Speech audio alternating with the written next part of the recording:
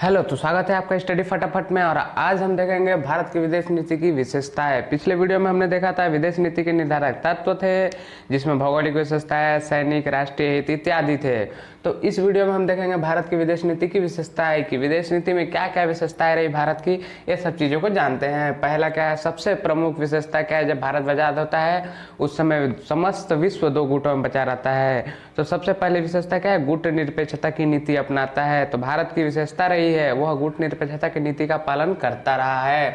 और गुट निरपेक्षता की नीति के अंतर्गत वह क्या करता रहता है, हाँ, गुट निरपेक्षता का अर्थ क्या होता है, किसी भी गुट में शामिल ना होना। किसी भी दो अगर गुट बने हैं तो उसमें किसी में शामिल ना होना। पहला क्या है, किसी भी गुट में न मिलना। दूसरा, युद्ध स्थिति में स्वतंत्र राष्ट्रों के साथ होना। अगर युद्ध की स्थिति होता है अंतर्राष्ट्रीय राजनीति के परिप्रेक्ष्य में, संबंध में, तो उसमें क्या करता है कि वह उसी राष्ट्र के साथ युद्ध में संलग्न होता है। संलग्न मतलब जुड़ता है जो राष्ट्र स्वतंत्र राष्ट्र होते हैं, यह नहीं कि किसी के अंतर्गत होते हैं। जो राष्ट्र भारत के जैसे आत्मनिर्भर रूप से कहा जाए तो स्वावलंबी राष्ट्र होते हैं, उन्हीं को वह साथ देता है।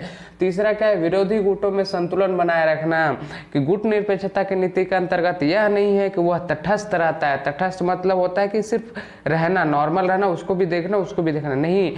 वह भाग लेता है, उसमें भाग लेता है, किंतु किसी एक गुट की तरफ से नहीं, वह दोनों गुटों की तरफ से, दोनों में समन्वय स्थापित करने के लिए भाग लेता है, ना कि युद्ध के लिए। चौथा है शीत युद्ध में भाग लेना, शीत युद्ध में भाग न लेना। तो शीत युद्ध में भाग न लेना, जब शीत युद्ध चलता है दो गुटों में, जब हमने शीत युद्ध को पढ़ा था कि विचारों के संघर्ष होते हैं, उस समय हमेशा अणु बम की स्थिति लगता है कि कभी भी युद्ध हो सकता है।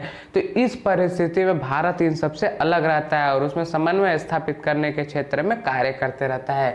तो वह शीत युद्ध में भाग नहीं लिए रहता है। ये सब किसके अंतर्गत है, गुट निरपेक्षता नीति के अंतर्गत है। दूसरा क्या है, शांति की विदेश नीति।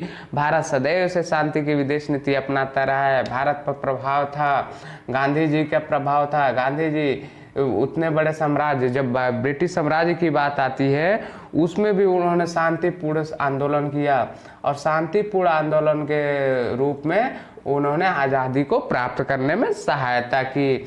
तो शांति की विदेश नीति भारत की हमेशा से रही है और आज भी उसकी शांति की विदेश नीति है। वह अंतर्राष्ट्रीय संबंधों में, क्षेत्रों में यह चाहता है कि शांति बनी रहे। तीसरा, मैत्री व सह-अस्तित्व।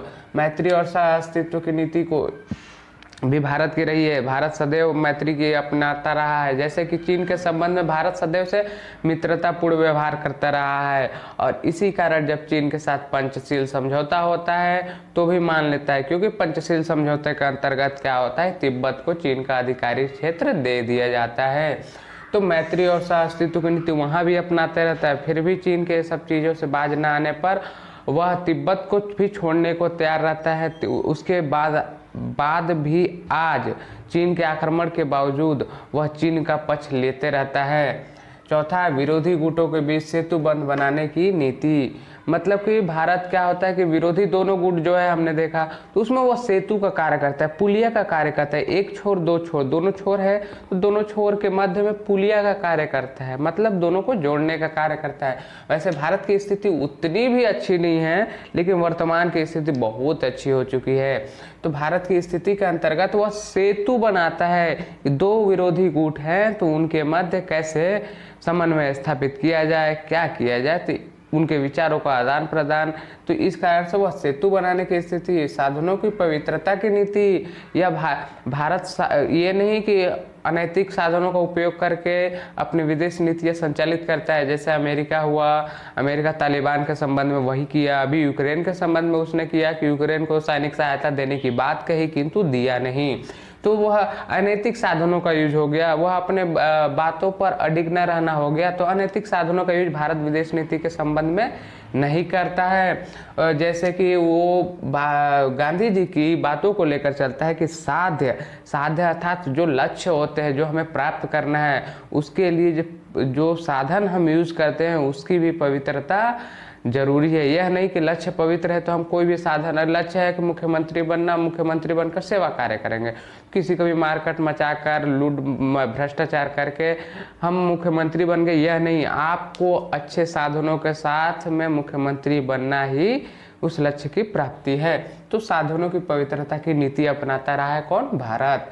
पंचशील पर जोर देने की नीति, पंचशील समझौता जब 29 अप्रैल को, लगभग 29 अप्रैल और 1954 को होता है, किसके संबंध में? यह होता है भारत और चीन के बीच में। अब मैंने बताया कि इसमें तिब्बत को चीन का अधिकार राज्य दे दिया जाता है।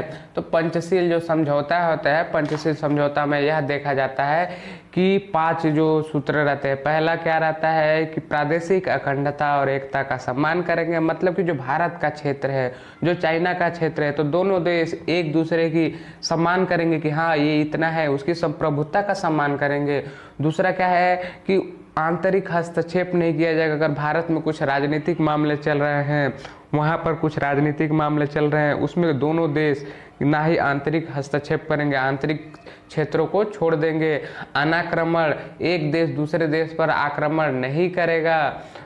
ये संधि 20 सालों तक लगभग रहती है कि तो वो दूसरे देशों पर आक्रमण नहीं करेगा। आर्थिक लाभ, पारस्परिक आर्थिक लाभ, मतलब दोनों को आर्थिक लाभ हो, दोनों व्यापार करेंगे, एक दूसरे के साथ व्यापार करेंगे तो दोनों को लाभ होगा, क्योंकि कुछ उत्पादन यहाँ होगा, कुछ उत्पादन वहाँ होगा, दोनों का आयात निर्यात करने से दोनों का लाभ होगा। 5वां है कि सह अस्तित्व की भावना, मतलब कि हम एक साथ जिएंगे। यह नहीं कि किसी विरोधी गुट को मारकर हम जिएंगे, नहीं, हम साथ साथ जिएंगे। उसके दुख में हम काम आएंगे, हमारे दुख में वो काम आएगा। तो यह 5 नीतियाँ पंचशील है। तो पंचशील पर वह जोर देता है, इन 5 नीतियों पर आज भी जोर देता है भारत। 7वां क्या है? साम्राज्यवाद और प्रजातीय विभेद का विरोध। साम्राज्यवाद और प्रजातीय विभेद का विरोध। साम्राज्यवाद तो भुगत चुका है भारत, इसलिए उसके परिणामों को जानता है। और प्रजातीय विभेद के कारण, जैसे अमेरिका में ब्लैक इंडिया, ब्लैक और वाइट का चलते रहता था, इससे गृह युद्ध भी हुआ है उस समय का। कुछ कारण माना जाता है गृह युद्ध का, ये भी कारण था। तो बहुत सारी चीज़ें होती रही है, प्रजातीय विभेद के कारण युद्ध की स्थिति भी उत्पन्न हो जाती है। और साम्राज्यवाद का तो आप लोगों ने जाना ही है कि एक राष्ट्र दूसरे राष्ट्र पर कब्जा कर लेता है, उसकी आर्थिक, राजनीतिक, सामाजिक सभी संप्रभुता का शोषण करते रहता है। तो और साम्राज्यवाद की नीति को विरोध करता है। इस संबंध में एक उदाहरण देख सकते हैं, जब भारत पाकिस्तान के बहुत सारे क्षेत्रों को जीतता है तो समझौता होता है उनके बीच में, तो फिर क्या करता है भारत? उन सभी क्षेत्रों को वापस लौटा देता है। वह ये नहीं कहता कि मैंने इस क्षेत्र को जीता है तो मैं इतना रखूंगा, नहीं, वो साम्राज्यवाद का विरोध की नीति हमेशा से अपनाया है। संयुक्त राष्ट्र संघ का समर्थन करने वाली नीति, संयुक्त राष्ट्र संघ जो 1945 के विश्व युद्ध के बाद बनी थी, जो अंतर्राष्ट्रीय संस्था है, अंतर्राष्ट्रीय नियमों और कानूनों को बनाती है, तो उस संयुक्त राष्ट्र संघ की नीति जो होती है, जो कानून होता है, उसका सदैव से समर्थन करता रहा है, कभी भी विरोध नहीं किया है। और संयुक्त राष्ट्र संघ के कुछ कानून हैं, जैसे पंचशील को संयुक्त राष्ट्र संघ में जब रखा गया, लगभग इसको 140 से 45 देशों ने मान्यता दी। 145 लगभग देशों ने मान्यता दी थी, किंतु वह सैद्धांतिक स्तर पर बात अलग है, लेकिन मान्यता मिली थी। तो भारत संयुक्त राष्ट्र संघ का सदैव से समर्थन करता रहा है और उसके कानूनों का पालन करते रहा है।